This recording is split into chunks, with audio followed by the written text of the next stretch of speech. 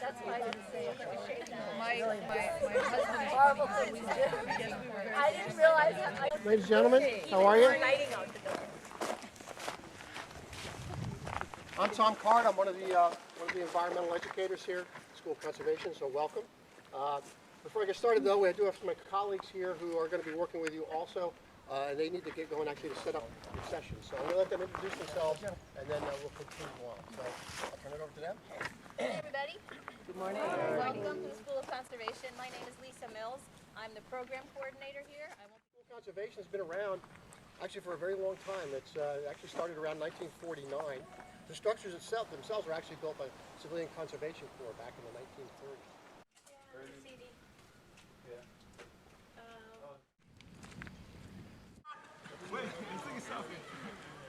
Kind of has a common element in that I am going to read the challenge to you. I'm going to tell you what the rules are, and I'm going to do that only one time. And then it's sort of up to you guys to figure out how to succeed at that problem. We're only limited by the time that we have to do this. We're here till 11:15. So if I, think that it's going to be valuable for you guys to struggle for a long time, I'm going to let you do that. If you're flying through the stuff, we might add a bonus challenge to make it a little bit more difficult for you. I kind of tend to be like more of, trying to keep the peace, or the person who tries to be flexible with everybody. So yeah, and that's a valuable member in a team, right?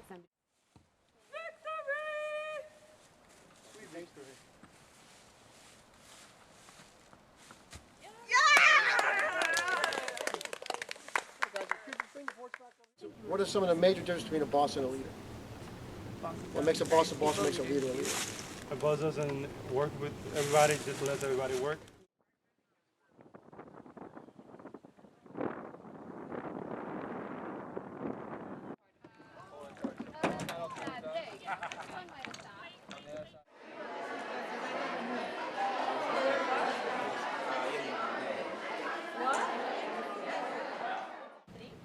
Today we're going to be talking about survival, and basically the course that we teach our middle school students when we teach this particular class.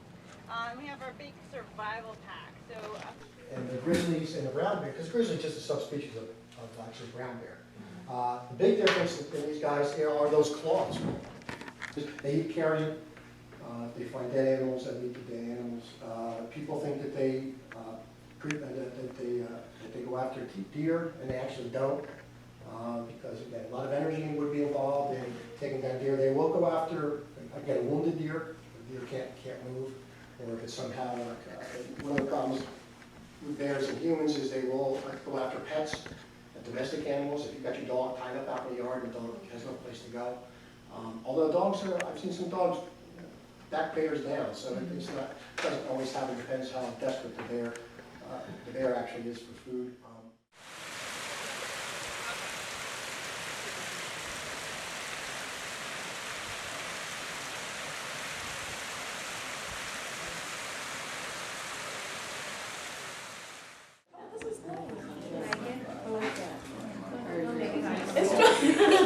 It's hard. It's so hard. What about this one? That one. Just keep it on. The fact that 200 years ago, this forest was completely clear-cut and there weren't any trees here. Yeah. So this is a completely second growth forest, which is kind of astonishing when you're looking around, because it seems like it's always been here and it's always been like this. But charcoal is one of the main reasons why those trees were cut down, because of that sulfur. But you can see it's really thick, kind of darker smoke. Very good to you for what? No.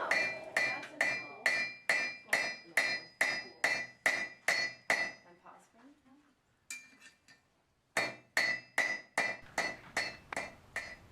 My name is Tatiana, and I signed up for Plant Life because I would like to incorporate plants into my classroom, and hopefully I can learn some new things and use what I already know.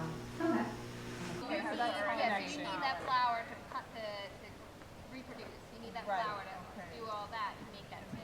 Okay. She said you're in the thing too. Yeah.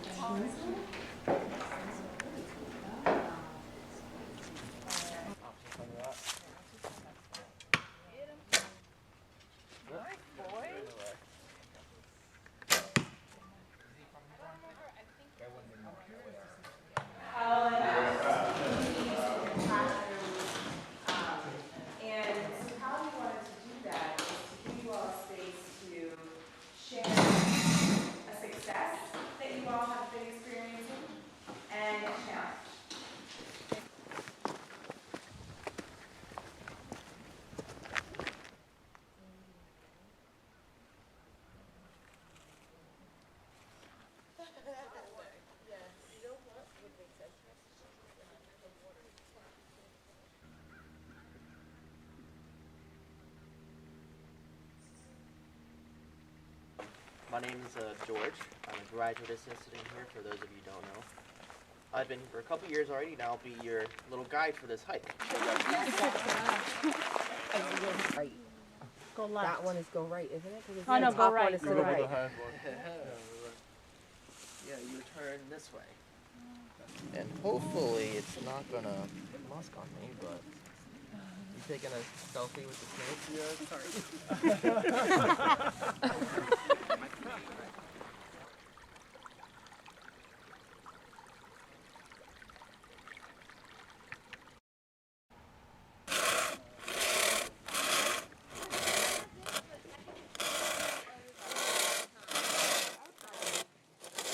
Here we go. Thank you, Andre. No problem. How red it is. I think they need one of these in every classroom in America.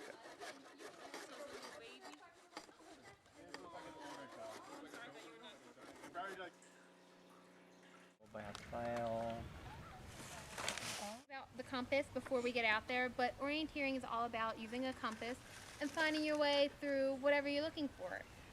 We're going to be going through the woods, so we'll have a nice little hike through there.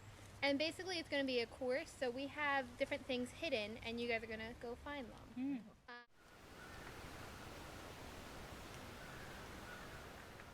Real quick again, 3 promises that I make to you guys. The knots that I made are the safest knots available.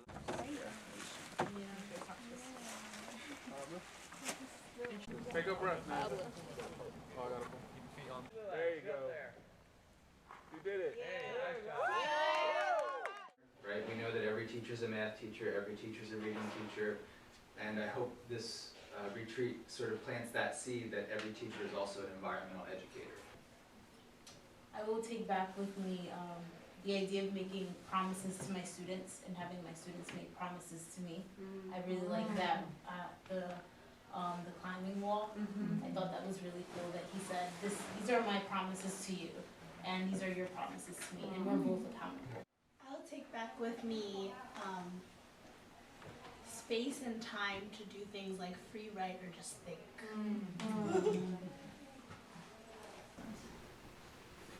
I would like to take back from our interpretive hike today, he asked us if we were ready to move on. He's like, are you guys ready? Are we okay to move on? Or do you guys want to stay here a little longer? So I like that, and I would like to somehow incorporate that into teaching. I will take back with me the idea of instead of looking at where our students are lacking, looking or reading through what they're actually bringing to the table, so that way we know where to start pretty much, and then just build on that. We'll try to create a space where my kids can have ownership over what they do and a part to play in choosing what it is that they do. Kind of coming from how we got to choose where we went, and in conservation photography. We had to pick which was our favorite and why, and that was hard.